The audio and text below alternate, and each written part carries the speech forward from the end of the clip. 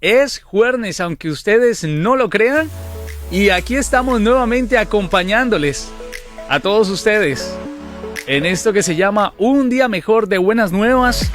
Saludándoles en esta hermosa mañana y hablábamos aquí junto al pastor Samuel. Pastor, qué delicia de clima, ¿eh? Oh, sí. Buenos días, Ali. Buenos días a todos los que nos están escuchando y gracias al Señor, que Él nos ha concedido unos días un poquito más frescos. Dejando atrás lo que se parece al infierno. O lo que podría más o menos uno idearse en la cabeza y decir, no, yo no quiero ese calor para toda mi vida. Imagínate. Es increíble la temperatura a la cual se ha estado llegando y la NASA dice que para el 2024 será aún más caliente que este año, y creo que de una u otra manera, decía alguien ayer, es que nos quieren ir acostumbrando a los que no nos vamos a arrepentir. Y yo decía, ¿cómo dices eso, por favor? Pero hoy es el día que Dios ha preparado para ti. Feliz mañana. Espero que ustedes estén conectados a través también de Buenas Nuevas. Estamos solucionando por ahí algunos problemas porque me hablaban y me decían que la aplicación de Buenas Nuevas estaba un poquito ahí como fallida esta mañana. No sé, creo que es por el tema de internet. Han habido algunos cortes, pero estamos solucionando ya junto a Houston para responder a ese llamado de Maiden.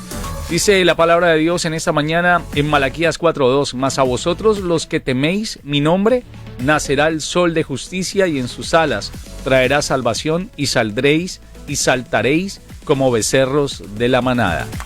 Que Dios haga de su palabra en nosotros hoy acción y obra para todos aquellos que están escuchando Buenas Nuevas. Y pastor, continuamos hablando después un recorderis, ¿no? De lo que hemos venido hablando, el cómo entender que de verdad soy cristiano, de verdad estoy andando conforme a lo que Dios quiere, y no solo cómo creerlo, cómo entenderlo. Sí, estábamos hablando en la semana la realidad, ¿no? De que la vida cristiana es un proceso que dura toda la vida. En cuanto a la santificación, uno viene a Cristo y esto es un momento puntual, a lo mejor no siempre nos damos cuenta de momento. A veces toma tiempo en la vida cristiana para que uno llegue a ese convencimiento de que es cristiano. El Espíritu Santo juega un papel importante en ese proceso de dejarle saber a mi espíritu cuando yo sé que de verdad soy un hijo de Dios, y poco a poco uno llega a ese conocimiento. También hablamos de que uno de los primeros pasos en cuanto a la obediencia en la vida cristiana es el bautismo. Ahí estábamos hablando un poquito de la significación, las implicaciones que esto trae en la vida, cuándo el momento oportuno para bautizarse, cuándo es, la diferencia que hay entre un bautismo de niños cuando uno es pequeño en la Iglesia Católica por lo general, porque eso no es válido en comparación con el bautismo de creyentes, ya cuando uno tiene conciencia de lo que está haciendo, y por supuesto el modo por inmersión, aunque también estamos conscientes de que algunas denominaciones difieren, ¿no?, en cuanto al método de bautismo y el significado, pero bueno, dijimos básicamente eso y estábamos de alguna forma u otra demostrando que esto es el inicio de la vida cristiana. Yo no pretendo que toda persona que es cristiano en el momento de su bautizo entienda todo, al contrario, la vida completa es un proceso para seguir entendiendo a lo largo de la vida muchas cosas que ahora son desconocidas para uno. Pero a grosso modo esto es lo que hemos estado desarrollando desde el lunes hasta el día de hoy. El concepto de la vida cristiana, el bautismo, las obediencias que el Señor nos da o nos pone para que obedezcamos para poder crecer en su palabra. Qué bueno, pastor, porque queremos aclarar también algunas dudas de algunas personas que han estado de pronto pensando o dialogando entre familias y dicen, bueno, en realidad entonces, ¿cuál es el bautismo que vale? Y cuál es en sí el camino a seguir después de que nos bautizamos y estamos reconociendo públicamente que Dios es nuestro Salvador, que Jesús es nuestro Salvador personal y que empezamos a hacer las cosas conforme a su obediencia. Hago un paréntesis allí para saludar a Nerio de Fritomanía. Saludos a Nerio también, que está por allí conectado con nosotros, dice, escuchándonos desde Fritomanía. Saludos para la gente que está por ahí, creo que por la Macon en estos momentos, la Macon Road, y movilizándose allí en sus carros, que están saliendo de casa, quienes están trabajando, y hoy aquí acompañándoles en un día mejor en este jueves. Pastor, continuamos. Sí, hablando de eso, Ali, ¿cuál es el bautismo el que vale? Porque muchas personas vienen a Cristo ya adultos y se encuentran que cuando fueron niños fueron bautizados en una iglesia católica y hay un choque, ¿no?, entre estas personas. Yo fui bautizado cuando yo era pequeño, ¿cuál es el bautismo que vale? La respuesta para mí aquí es, el bautismo que vale es el bautismo donde tú estás consciente de lo que estás haciendo. Ajá. Eso es crucial. Ese es el bautismo que vale. Por deducción lógica, cuando tú eres un bebé y tus padres te llevan delante de un sacerdote católico y te mojan ahí tu frente con agua, eso no vale. No vale porque tú no sabes lo que estás haciendo. Tú no eres responsable de lo que estás haciendo. Tú no has tomado una decisión de seguir a Jesucristo, de arrepentimiento, de creer en Cristo, y por eso no vale. Eso es algo importante. Eso al mismo tiempo no es bautizo, porque la palabra bautizo significa sumergir. A ti no te están sumergiendo en el agua.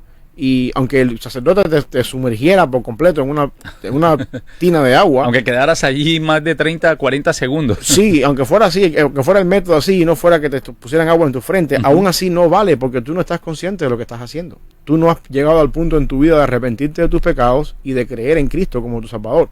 Por eso es que decimos el bautismo de creyentes por inmersión. La idea es que nosotros creemos que los que se bautizan tienen que haber sido creyentes, tienen que haber sido personas que ya tienen su fe puesta en Jesucristo y están conscientes de por lo menos lo básico en la vida cristiana. Yo soy un pecador bajo la ira de Dios, me merezco el infierno, pero por la gracia del Señor he sido salvo, limpio de mi pecado en la cruz y ahora estoy en una posición diferente delante del Señor.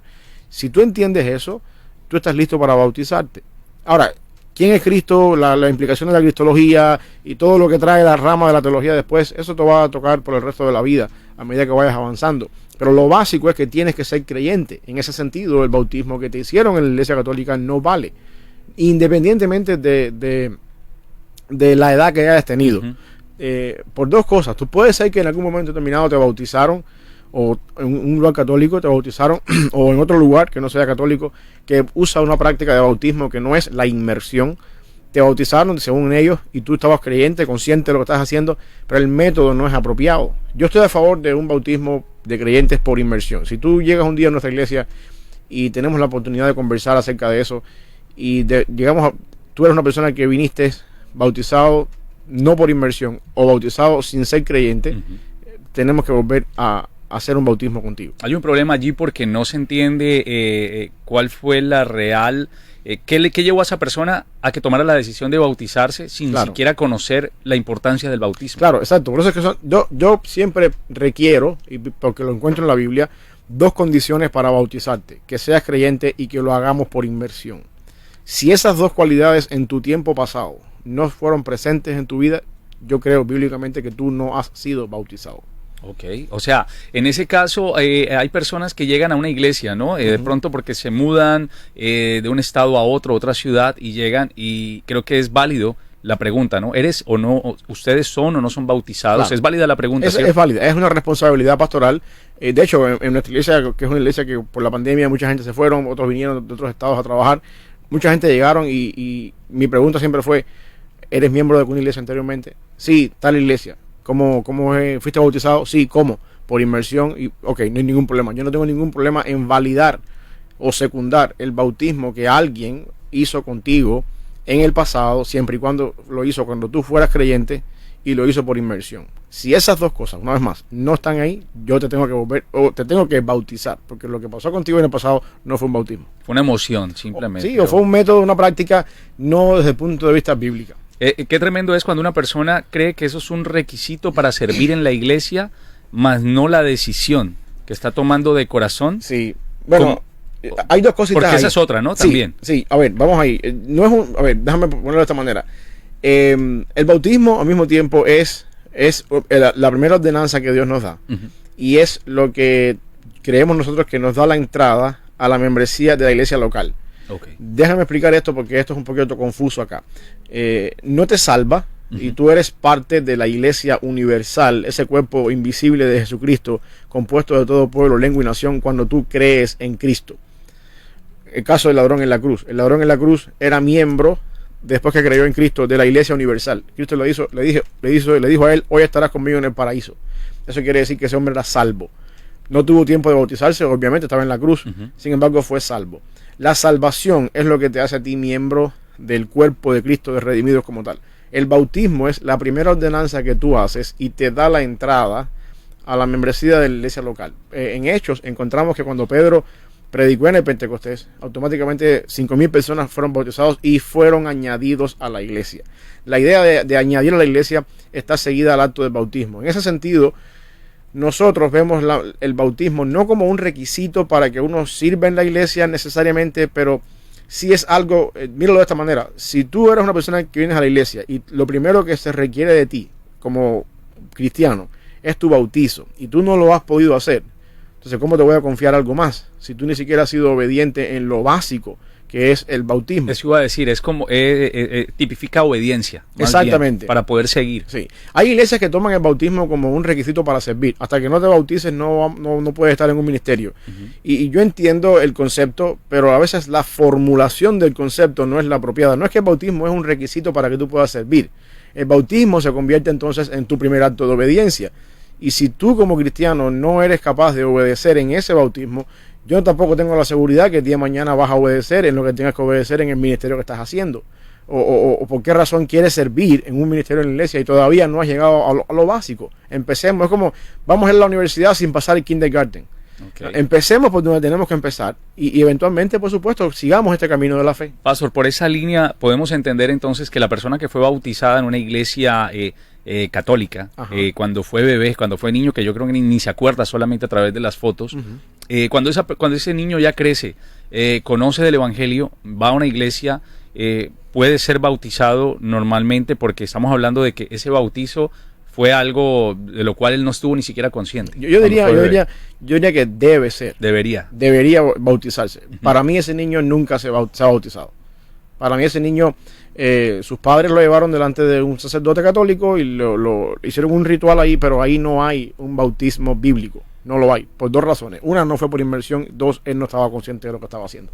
Hay algunos videos y hay algunas otras de pronto o información sobre lo que se da después del bautismo. Hay muchas personas que pueden sentir algunos cambios en su vida y otras personas que lo toman un poco más místico, pero como hablábamos ayer, no tiene nada que ver con el que la persona sea salva si se bautiza en agua, como si la persona sigue asistiendo hasta tomar la decisión de bautizarse, porque estamos hablando de una decisión del corazón cuando recibimos a Cristo. El bautismo es uno de esos pasos que se da dentro de la vida cristiana. Claro. No es lo que me acerca a la salvación. No, la salvación ya yo la tengo. Ya yo la tengo, por eso es que me bautizo, porque yo soy salvo. No es que yo me bautizo para ser salvo, es al revés. Porque yo soy salvo, obedezco al Señor en el primer mandamiento que Dios manda en su palabra para la vida cristiana, que es el bautismo. No hay nada místico aquí, el agua no es agua santificada, ni purificada, ni nada por el estilo. En el mejor de los casos, agua calentada para que, sí, para que no sufras un resfriado. Si estás de buenas. Sí, en el mejor de los casos. La persona que lo está haciendo tampoco es el superapóstol que tiene la unción de bendecirte, ni nada por el estilo. Es sencillamente un siervo del Señor que Dios confió su palabra y confió el rebaño en esta persona y tiene la responsabilidad de saber que tú eres cristiano, de asegurarse de que tú estás haciéndolo correctamente y de guiarte en ese proceso. Básicamente es eso. Y en cuanto a uno, después que uno sale de las aguas del bautismo, no hay una cosa como que ahora soy nuevo, ahora las aguas me limpiaron. Es una simbología de tu muerte y tu resurrección al nuevo hombre, pero no hay nada místico ahí. Sencillamente es un acto de obediencia, donde tú estás cumpliendo con la primera ordenanza que Dios nos da después que somos parte del cuerpo de Cristo. Y entendemos que el bautizo no nos lleva de una vez directamente a la línea que queremos. Ahí comienza otro paso, ahí comienza otro escalón más dentro de la vida cristiana, y hay muchos hay muchos como nosotros, me incluyo, que en algún momento nos bautizaron, nos desviamos y volvimos. Pero cuando me preguntaron a mí o cuando me hicieron la pregunta, ¿ya te bautizaste? Yo le dije que sí, porque lo hice conscientemente y en ese momento acepté. Sí, lamentablemente uno se aparta, pero ahí en ese caso no vale. No hay que volver a bautizar. Yo conozco personas que me han dicho o abogan, ¿no?, por un bautismo otra vez cuando la persona regresa, y yo no encuentro eso en la Biblia. Pablo dice, un Señor, una fe, un bautismo. Y en ese momento, desde que tú te bautizas hasta que tú llegas a la presencia del Señor, tu vida debe ir en aumento. Si da el caso de que uno se aparta y se va al mundo, pasa años como el hijo pródigo y regresa otra vez, yo no considero que haya que hacer un bautismo ahí, siempre y cuando el primero no haya sido válido. Y el problema es el siguiente: se hace todavía más difícil, ¿no?, cuando esta persona se bautiza en una iglesia X, empieza su vida cristiana, se aparta en el mundo, y apartado del Señor, se muda a otros estados, a otro país, llega a una iglesia, entonces después otro pastor tiene entonces que decir, bueno, cuéntame de tu vida. Y ahí es donde ese pastor, segundo pastor, tiene que entonces le hace un poco más difícil el trabajo de tener que decir, bueno, ¿qué pasó con el pastor anterior que te bautizó? Tú de verdad eres cristiano. Es un poco más difícil, pero cuando yo he sido tu pastor por 20, 30 años, yo fui el que te bauticé, fui el que he sido el que he vivido contigo toda la vida, estuve también al lado tuyo cuando te apartaste, o sea, te estoy conociendo y tú regresas otra vez. Yo como pastor tengo que saber lo que hice contigo hace 20 años cuando te bauticé. Y por lo tanto, ¿sabes? Es muy difícil que yo diga, no, aquel bautismo no fue verdadero, no fue verdadero. Te tengo que volver a bautizar. Eso dice mucho de mí. Sí. ¿Qué trabajo hice yo contigo hace 20 años que yo no consideré en aquel momento que ¿A tú qué eres te cristiano? induje? Exactamente. O sea, ahí es donde yo creo que es un poco más difícil, ¿no? En nuestro contexto, que por ejemplo en los Estados Unidos, donde recibimos personas de otros países que fueron bautizados en sus países y de pronto llegan a uno y dicen, yo en mi país me bauticé, pero no sabía lo que yo hice, después me aparté, hice cosas, y yo creo que tengo que volverme a bautizar. Entonces ven el bautismo como un nuevo compromiso. Y ahí nos toca a nosotros decir, perde, vamos a sentarnos, vamos a hablar un poquito acá, porque el bautismo no es un nuevo compromiso. Y recuerdo una hermana una vez en la iglesia que me dice que, hablando del tema del bautismo, ella reconoció que había cometido un error en volverse a bautizar después que regresó una vez del mundo, porque estuvo un tiempo apartada, y dice que el consejo del pastor fue, bueno, el bautismo es, míralo, vamos a volverte a bautizar para como que renovar tus votos espirituales delante del Señor, renovar el pacto. El bautismo no simboliza un pacto, el bautismo no simboliza un matrimonio, el bautismo simboliza una muerte y una resurrección, y eso ocurre una sola vez. Tú no mueres y te levantas de los muertos todos los días. Morimos a Cristo, al viejo hombre, y nos levantamos en Cristo. Eso pasa una sola vez. Por eso es que Pablo dice, un Señor, una fe, un solo bautismo, porque ese acto de morir y resucitar es una sola vez. La conversión es única. Después de la conversión, si yo caigo en pecado, si yo me restauro, si yo me pierdo, o sea, me alejo de la iglesia y vuelvo otra vez, eso no me quita a mí que de verdad mi conversión inicial fue genuina. Y eso es otro tema que pudiéramos también hablar, porque las personas que son cristianos sí pasan por momentos de caída, existe la posibilidad de que en algún momento se desvíen un poco, sean pródigos, pero tienen que regresar. Si son cristianos, tienen que regresar en algún momento de la vida, o de lo contrario nunca fueron. Increíble. Porque la salvación es algo que Cristo nos da, y la salvación yo no la aseguro ni la garantizo por mi obediencia ni por las cosas que Dios me manda hacer, como congregarme, ir a la iglesia, diezmar, servir al Señor. Eso no mantiene mi salvación. Cristo compró mi salvación y Él es el que me mantiene salvo hasta el día final. Por eso es que dice Hebreos 12:2 que Él es el autor, y dice la Reina Valera consumador, pero en realidad la palabra es perfeccionador, no consumador. Es el autor y el que lleva mi fe a su punto de perfección. Por lo tanto, mi vida cristiana está comprada por Él, asegurada por Él y garantizada por Él. Él es el que me hace salvo y me mantiene salvo por el resto de mi vida. Quiere decir que si en algún momento determinado yo me aparté del Señor y andé en el mundo, si de verdad yo soy salvo y de verdad tengo el Espíritu dentro de mí, en algún momento de mi vida voy a regresar. Con la saga rota, con heridas en el corazón, con metaduras de pata, pero voy a regresar. Dios puede hacerme regresar si soy salvo. En el peor de los casos, Dios puede decir, como pasó con el caso del muchacho en 1 Corintios capítulo 5, que estaba acostándose con su madrastra, y Pablo dice literalmente, aunque yo no estoy ahí, a ese muchacho bótenlo, sepárenlo de la iglesia, y dice esto, para que su carne se pierda o se destruya, y en el día final su alma se salve. ¿Qué significa eso? Bueno, pues que Dios puede incluso a sus escogidos que se apartan y andan su vida perdido, Dios le puede decir, mira, mejor te llevo conmigo a la presencia del Señor antes de que sigas viviendo como estás. Mira, yo tengo un testimonio muy, o sea, lo viví de cerca, eso que estás hablando, y me llama mucho la atención. Hacia los 14, 15 años conocimos a una chica en un ministerio de jóvenes donde yo estaba, y esa chica me acuerdo que era muy consagrada, era muy metida en las cosas de Dios, pero empezó a desviarse un poco y empezó a no volver, y nos enteramos pues de que empezó a vivir una vida un poco más desordenada fuera de la iglesia, y la chica de un momento a otro no la vimos más, pasaron 2, 3 meses y nos llamaron al funeral de la chica. Tenía 15 años, 15, wow. 16 años. Todos nos preguntan, ¿quién se muere a los 15 años? ¿Quién se muere a los 16 años? ¿Sí? Encontraron que simplemente había sufrido como un paro cardíaco, un infarto, y nos preguntábamos siempre, ¿ahí qué pasó? Y uno de los que nos acompañaba en esos momentos, que era un líder de jóvenes ya adulto, decía, a veces Dios protege tanto el alma de una persona y que antes de que se pervierta mucho más de lo que ya viene haciendo, prefiere llevarse. Sí, yo estoy de acuerdo. Porque su corazón era genuino, pero se dejó desviar, se dejó llevar. Yo creo que eso es parte eso es parte de lo que implica la salvación. El problema es que nosotros a veces no entendemos la salvación, o la miramos al menos como una decisión que yo hice. O yo decidí ser cristiano y decidí entrar en la presencia del Señor. Y está bien, de alguna manera u otra, yo hago una oración de fe, ¿no? O de alguna forma entro, pido perdón a mis pecados y esas cosas. Pero lo que en realidad pasa en la conversión, Ari, es una transacción. Yo fui comprado por la sangre de Cristo.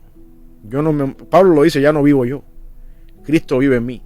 Eso es el bautismo. Yo morí. Samuel García murió cuando vino a Cristo, y ahora el que vive es Cristo dentro de Samuel García. Eso quiere decir que yo no tengo ningún derecho. Yo pertenezco a Dios. Yo pertenezco a Cristo. Y Él tiene el control total y la soberanía de mi vida total para hacer conmigo lo que Él quiera. Por su misericordia no somos consumidos. Por su misericordia Él me hace su hijo, me adopta en la familia de la fe, me da un nuevo nombre, me da la oportunidad de servirle, la oportunidad de vivir por patrones bíblicos que uno puede ver que son de bendición a largo plazo. Pero en el momento que yo empiezo a hacer cosas que no agradan al Señor, a mí se me olvida que Samuel no existe. Dios puede hacer conmigo como el barro en manos del alfarero. Te voy a destruir, te llevo conmigo antes de que las cosas vayan peor. Ese es en el caso más extremo. También puede ser que todas estas cosas me hagan a mí, cuando esté queriéndome comer la comida de los cerdos, como el pródigo, decir, en casa de mi padre, cuánta gente tiene abundancia de pan. Esos cantos en la iglesia, aquellos tiempos de felicidad en los cultos de jóvenes, y mírame a mí aquí, en esta podrición de vida, voy a regresar al Señor. Puede ser que sea el caso.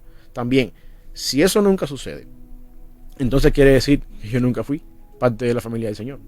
Nunca he sido nada. Qué tremendo, ¿ah? Qué tremendo. Y eso es un tema que en algún momento creo que vamos a tener que ampliarlo un poco más, porque habla de no que Dios haga acepción de personas, pero hay un camino ya. Ya fijado para aquellos que van a... Y es una transacción. Sí. Yo quiero que entendamos esto como en el caso cuando uno compra algo. Usted va al mercado, usted compra, no sé, un producto en el mercado, y en el momento que tú pagas, es tuyo. Tú tienes la libertad de hacer con eso lo que tú quieras. Es tuyo. Y tú lo compras con un propósito. Tú compras un martillo en tu casa para clavar un clavo en la pared. Y tú tienes el martillo guardado en tu caja de herramientas, porque el martillo tú lo usas para eso. Si ese martillo, vamos a poner un caso extremo, se pone ahí en la caja de herramientas a fajarse con las demás herramientas, a golpear las demás herramientas, y se niega a clavar el clavo en la pared, y cuando tú estás clavando el clavo en la pared, el martillo, en vez de darle en la pared, te da en la frente, y tú dices, este martillo no sirve. ¿Para qué lo quiero? Lo voy a tirar, lo voy a botar. Obviamente Cristo no hace eso con nosotros. Ajá. Pero el punto que yo quiero enfatizar esta mañana es que cuando nosotros venimos a Cristo no tenemos voluntad propia. Pertenecemos al Señor. Pablo lo dice, no soy yo ya quien vivo, Cristo vive en mí. Somos libres del pecado, Cristo nos libertó del pecado, pero para vivir bajo su esclavitud. O sea, en otras palabras, somos libres del pecado para ser siervos de Cristo.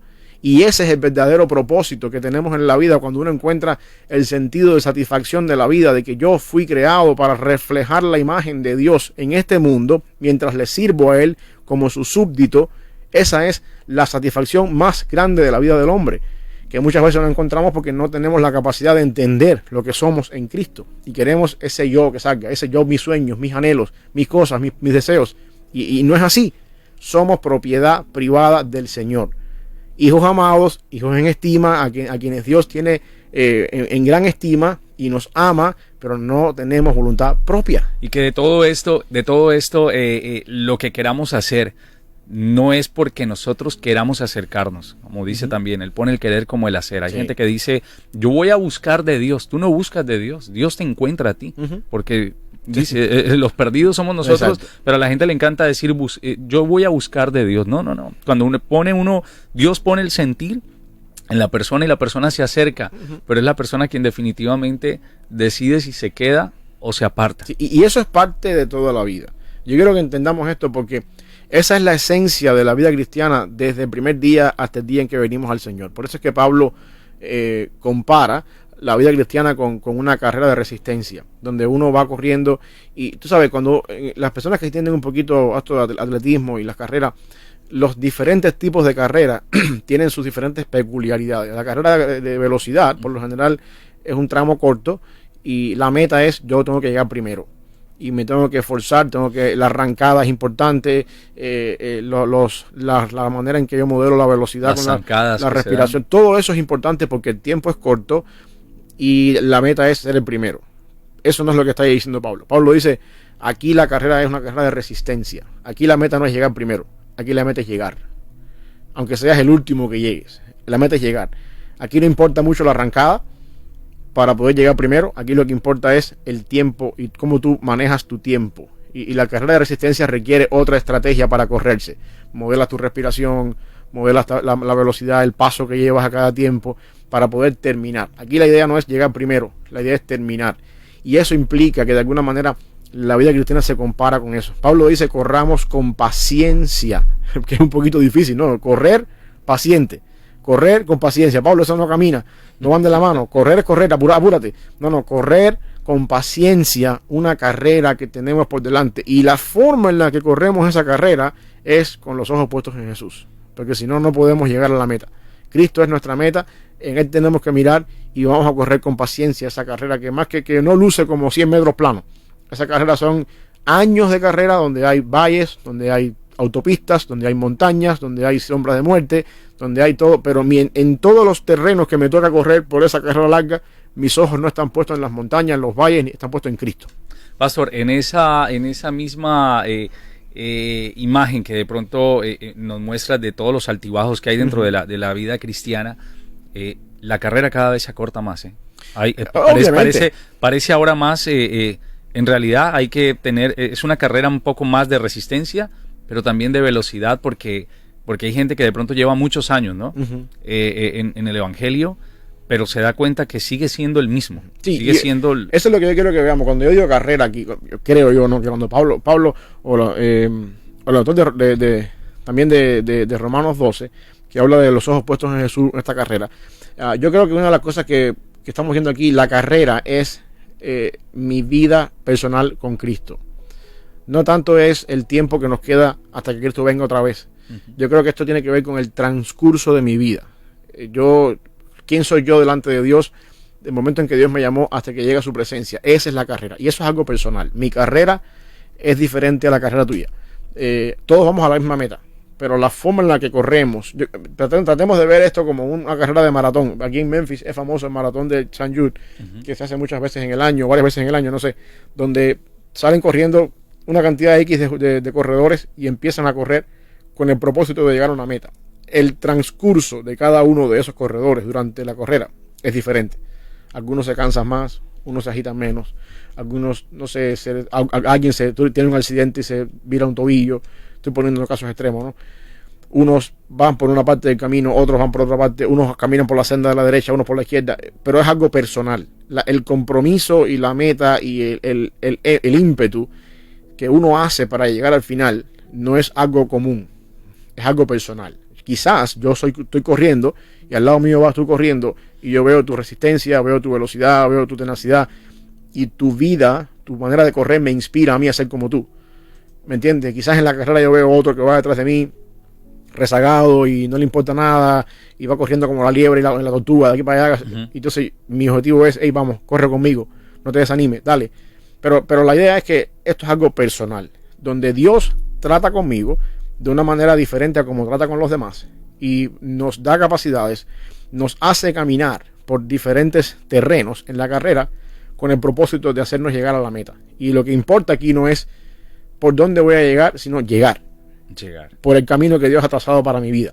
Y en ese sentido no es tanto qué tiempo me queda en la carrera o qué tiempo queda de la carrera hasta que venga Jesucristo, sino más bien el tiempo que me queda solamente Dios lo sabe. Mi objetivo es llegar y voy a prepararme, voy a correr con paciencia, voy a tener en cuenta hasta dónde quiero llegar, la meta, para poder alcanzar ese galardón que es la meta cuando uno llega a ese lugar. Básicamente, en otras palabras, como alguien dice por ahí, el reto de la vida cristiana, y no quiero ser malentendido con esto, el reto de la vida cristiana, o la importancia, o el valor, o la enseñanza que uno tiene en la vida cristiana, no es tanto para dónde voy, sino el viaje como tal. Ahí está el éxito. Para dónde voy está asegurado. Los cielos están asegurados. Sabemos que el día que cerremos los ojos a este mundo, el Padre nos espera en los cielos con los brazos abiertos. Sabemos eso. Y estaremos con Él por la eternidad. Eso está garantizado. Lo que me hace a mí, lo que me enseña, lo que me lleva a ese lugar de una manera mejor es el camino. Por lo tanto, como decían por ahí, el éxito no está en la meta. El éxito está en el transcurso del viaje. Porque la meta está garantizada. Y ahí vamos a llegar todos en algún momento si es que creímos. Porque esa meta no fue algo que compramos, que adquirimos. Fue algo que Jesucristo compró en la cruz del Calvario. Él nos las da a nosotros por fe, por su gracia. Somos parte de eso. Pero el caminar hasta que lleguemos ahí es la aventura, donde aprendemos a conocer al Señor, donde somos cada vez más formados por la palabra del Señor y donde vamos cada vez más, de alguna manera u otra, puliéndonos hasta que lleguemos a esa meta. Ya vamos llegando prácticamente a la conclusión. Vamos a una breve pausa, pero vamos a terminar, Pastor, hablándole a todo el mundo de esos pasos que no son requisitos, sino más bien es una continuidad de lo que es en el caminar en Cristo, de lo que se va haciendo y cómo se va formando la vida de un verdadero cristiano, que no se trata solamente de ir a la iglesia el domingo, sino que en realidad tiene una convicción de que es salvo y de que como persona salva necesita también empezar a hacer por obediencia algunas cosas que, vuelvo y digo, no son mandato, son por obediencia que se establecen a través de la palabra. Ustedes pueden también comunicarse con nosotros al 901-571-6678. Ya tengo por aquí un comentario, más adelantito lo vamos a estar leyendo. Gracias a quienes están conectados a esta hora con un día mejor en Buenas Nuevas, el hogar de la fe y la esperanza, saludándoles en este jueves 17 de agosto del año 2023.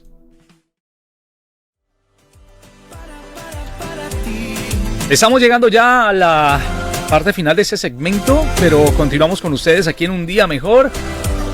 Pastor, definitivamente la vida cristiana está llena de altibajos, está llena de momentos buenos, momentos malos, pero la palabra es clara cuando nos dice: en este mundo tendréis aflicciones, pero tranquilos, yo he vencido al mundo. Y en algún momento todo el sacrificio que muchos también de nuestros hermanos están sufriendo en estos momentos en cualquier parte del mundo tendrán una recompensa que no está aquí. Así es, nosotros no miramos la felicidad y no buscamos la felicidad aquí, en las cosas de este mundo. Nosotros tenemos que pensar y creer por fe, ¿no? que lo nuestro, el premio, el galardón está del lado allá. Y sí, Dios nos da pedimos a Dios que nos dé la oportunidad de pasar la vida, ¿no? Lo más tranquilo posible, en paz, sirviéndole, levantando una familia con nuestros hijos, nietos, eventualmente cuando vengan, y pasar por este mundo sin muchas aflicciones. Todos quisiéramos eso. Pero si Pablo dice que si nosotros estamos con los ojos puestos en que lo mejor está en esta parte del mundo, somos los más dignos de conmiseración que podamos encontrar, porque la felicidad nuestra está en la gloria, donde nos espera el Señor, ese que nos compró, a quien pertenecemos y a quien servimos y por quien durante toda la vida, ¿no? Corremos esa carrera listos para encontrarnos con Él. Eso es una realidad. Yo creo que por eso yo creo que el Evangelio de la prosperidad es un fracaso, ¿no? Porque la tal prosperidad no existe en este mundo. Es solamente para el que prospera, que es el que está diciendo. Si es que a eso le llamamos prosperidad. Ajá. Porque de nada sirve llenarse de lujos y acumular riquezas por un corto periodo de tiempo. Todo el mundo lo quiere, obviamente. Nadie, como decía, nadie quiere pasar por esta vida siendo un miserable. Pero la verdadera prosperidad es una falsa, porque lo que en realidad vale la pena, la prosperidad de verdad, está en la gloria con el Señor para siempre. Y ahí es donde tenemos que tener puesta la mira, en esa gloria final. Así. Y correr con paciencia, por supuesto, puestos los ojos en ese autor y en ese perfeccionador de mi fe, que es Jesucristo.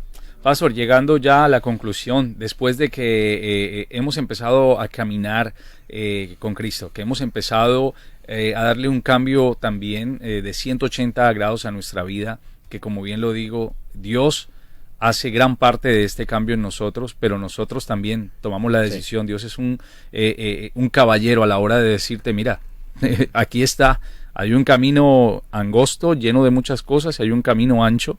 Tú verás por cuál decides llegar, pero el final va a ser el mismo. Sí, sí, bueno, sí, el final es el mismo si hablamos de la muerte física. Lo que hay después del final sí es diferente. Sí, es diferente para cada uno, sí. Y yo creo básicamente que eso es algo en la regeneración, ¿no? En el proceso de la regeneración, en el acto de la regeneración, porque esto es instantáneo. Cuando yo vengo a Cristo, Cristo cambia mi vida, me da una nueva vida. Y entonces ahora yo empiezo a vivir siguiendo estas disciplinas, que obviamente la vida cristiana no es una vida pasiva, como tampoco es una vida pasiva la carrera de resistencia. Yo tengo que correr, uno se agita en el camino, uno tiene que trabajar con la respiración.